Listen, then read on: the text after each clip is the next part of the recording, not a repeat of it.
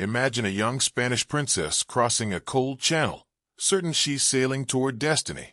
Catherine of Aragon arrives in England to marry power itself. Henry VIII, brilliant, magnetic, and desperate for sons. Within the glitter of the Tudor court, her faith is iron, her manners velvet, and everyone calls her blessed. Then the births begin, and the funerals. 7 times she conceives. 7 times the court holds its breath for a prince who will never live to rule. One by one her babies slip into the silence of history until only a single daughter, Mary, survives. Every miscarriage is whispered about as divine anger, every stillbirth a crack in the royal bedrock. Through it all, Catherine kneels, prays, endures. While Henry rages at heaven, she answers with calm piety that becomes unbearable to him. The Queen's womb becomes England's battlefield, where faith, legitimacy, and ego collide. When her ability to bear sons finally breaks, so does the marriage and the church itself. Henry's hunger for an heir invents Protestant England. Catherine dies abandoned but unbowed, insisting she remains his true wife. Her final epitaph could be written in a single line. She lost children, and eventually her crown, to the same ruthless need for an heir. In Vienna's Hofburg Palace, the air forever smelled of ink, candle wax, and newborn cries.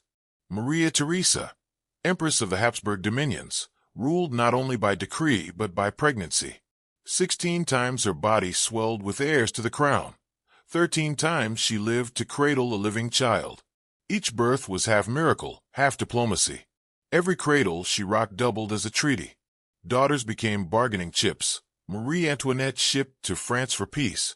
Maria Carolina went into Naples to secure trade. Maria Amalia bartered into Parma for political favor. The nursery was her cabinet, the midwives her couriers. Yet power never exempted her from pain. In letters, she complained of legs so swollen she could barely stand, of nights sleepless with infants crying in gilded cribs, of exhaustion so deep she signed decrees with trembling hands. When ministers arrived, they often found the Empress nursing a child while dictating orders about wars and reforms. To her courtiers, she was a matriarch made divine, but to herself, never enough. "I must do more," she wrote near the end, surrounded by portraits of children scattered across Europe like chess pieces. A woman who birthed alliances for an empire died, convinced she had not yet served it completely. Picture the glittering halls of Georgian London, crystal chandeliers blazing, violins sighing, courtiers bowing to their serene queen. Beneath the diamonds and the stiff brocade sat a woman perpetually expectant. Queen Charlotte, wife of King George III, spent 21 years either carrying a child, recovering from childbirth, or preparing for the next. 15 babies in all. 15 royal announcements, christenings, and confinements blurred into the rhythm of her life. Each pregnancy began beneath embroidered canopies and ended in whispers of another heir safely delivered. The court cheered. England's future was secure. Yet in private letters, Charlotte hinted at exhaustion that polite society refused to see. Sleeplessness, melancholy after the births, the weight of duty stitched into every lace hem. When George's mind began to unravel into madness, the Queen's endurance became legend. She moved through ceremonies with an icy poise that hid fear and loneliness, attending to a husband who sometimes failed to recognize her. To the world, it looked like devotion. In truth, it was survival. Her public image never cracked. The dignified matron of empire, the model wife, who gave her king an army of children. But behind the regal mask of powdered calm stood a woman worn thin by endless pregnancies and private grief. Her loyalty looked divine. In reality, it was the quiet endurance of a woman too proud to break. For 23 years the French court prayed for a cry that never came. And of Austria, regal consort of King Louis XIII, glided through a palace scented with incense and anxiety, her beauty wrapped in protocol and whispered pity. Every month brought hope, then silence. The queen who should have filled nurseries instead filled chapels with her tears. In an age when infertility was a spiritual failing, not a medical one, her body became a battlefield of superstition. She touched saints' relics, fasted, journeyed barefoot in pilgrimages across France, and slept with holy metals sewn into her gowns. Priests chanted litanies over her bed, while courtiers murmured that heaven itself had closed its womb to the Bourbons. Then, in 1638, the miracle arrived. A son they named Louis d'Eudon, Louis given by God. Paris erupted. Bells rang for days, and the child was heralded as proof that France still sat under divine favor. When a second son followed, each birth felt like a liturgy. Anne's motherhood became myth, painted in gold leaf and angel light. Yet behind the miracle stood a frightened woman whose faith had worn into desperation. One womb reignited France's belief in divine monarchy, at the cost of 2 decades of silence, prayer, and fear.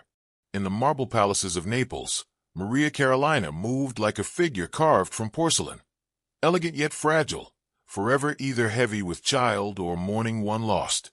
Married at 16 to Ferdinand IV of Naples, she entered the dynasty with one command engraved into her future: populate the throne. 18 pregnancies followed in swift procession, the rhythm of her life set by midwives' footsteps and funeral bells. Half of those tiny princes and princesses never reached their first birthdays.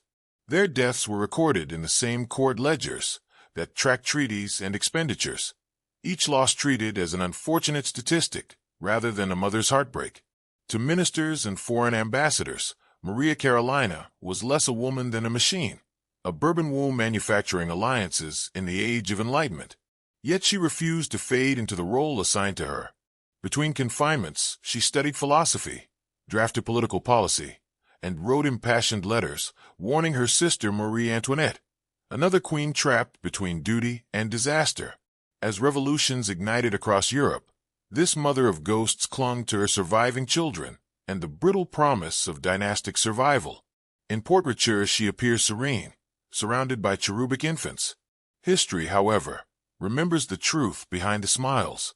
She gave life as her world died around her. To her subjects, she was the paragon of virtue threading an empire together, a queen, a wife, and perpetually a mother. Yet Victoria of Britain viewed her own fertility not as glory, but as grim obligation. 9 children in 17 years transformed Buckingham Palace into a royal nursery, and the queen into the matron of an expanding industrial world.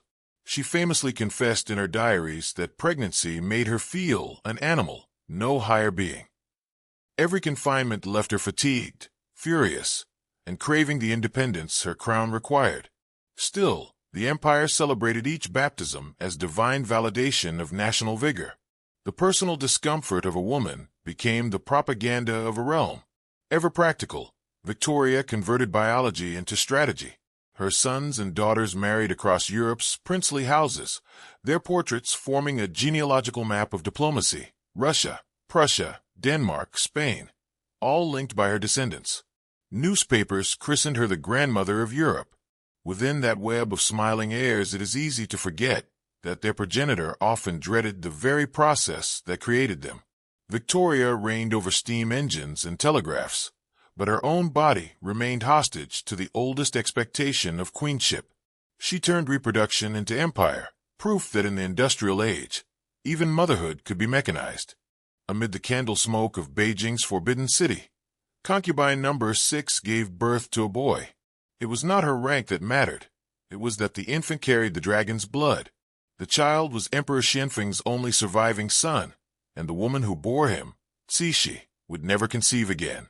In a world where a woman's value rose and fell with her fertility, she might have vanished into the silk shadows. Instead, she rewrote the rules. When the emperor died in 1861, the mother of the heir became the pivot of the dynasty. Cixi joined a palace coup, outmaneuvered seasoned statesmen, and ruled behind a curtain, literally, dictating edicts while male officials knelt outside. Her power did not come from endless heirs, but from the singular leverage of motherhood itself. Foreign diplomats called her manipulative. Chinese courtiers whispered that iron hid beneath her embroidered sleeves. She oversaw wars, Western reforms, and rebellions, all while presenting herself as the dutiful guardian of her son, then of her chosen successors. In an empire where women's voices were meant to fade after childbirth, hers thundered for nearly half a century. She proved that a single son could empower a woman more completely than a dozen princes, for what she lacked in fertility, she repaid in dominion. Under the desert sun of post-war Tehran, Queen Soraya appeared every bit the modern monarch, glamorous, Western-educated, radiant beside Shah Mohammad Reza Pahlavi. In photographs, she smiles amid jet planes and flashing bulbs, the emblem of a new, progressive Iran. But behind the camera's sheen lay the oldest royal expectation of all: produce an heir. For 7 years she tried. Doctors, clinics, whispered treatments. Nothing ended the silence of her womb. The court that once praised her beauty began to pity her. Religious advisors pressed the Shah to take another wife. He hesitated. He loved her, but love could not outweigh dynasty. A crown without a successor was a throne built on sand. In 1958, the verdict arrived like a public funeral. A radio announcement declared that the king and queen were divorcing for the good of the country. Soraya neither screamed nor pleaded. She simply walked away, heartbroken, still in love with the man who signed the decree. Exiled to Europe, she became a movie star for a time, an echo of royalty drifting through Paris salons, forever childless, forever remembered.